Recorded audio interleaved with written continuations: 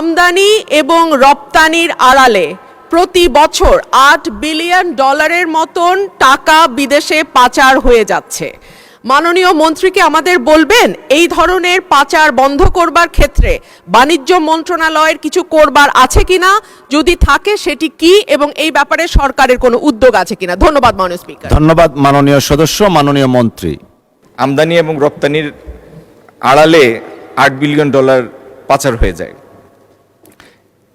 মাননীয় স্পিকার, এটা একটা পারসিভড অ্যামাউন্ট। এখন আমদানি রপ্তানির আড়ালে আমদানির অনেকগুলির মধ্যে টেরিফ আছে, সেই প্রাইস ফিক্স আছে, অনেকগুলির মধ্যে পিএসআই আছে, প্রিশিপমেন্ট ইন্সপেকশনের ক্লজ আছে।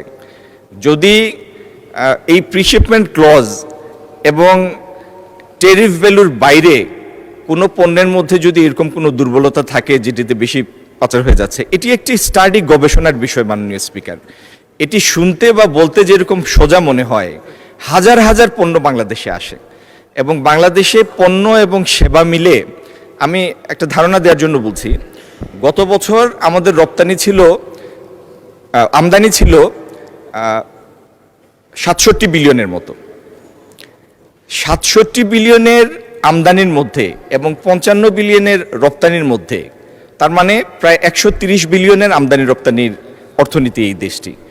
এটির মধ্যে পিন পয়েন্ট করে বলা যে ঠিক অমুক প্রোডাক্টের মধ্যে অর্থ পাচার হচ্ছে, এটা বেশ জটিল একটা বিষয় এবং একটা গবেষণাধর্মী কাজ। মাননীয় স্পিকার, এই ব্যাপারে আমরা সচেতন আছি, আমরা স্টাডিও করছি। যদি আমাদের নজরে এরকম কোনো বিষয় আসে, আমি হাউসকে আশ্বস্ত করতে চাই যথাযথ ব্যবস্থা আমরা নিব। ধন্যবাদ।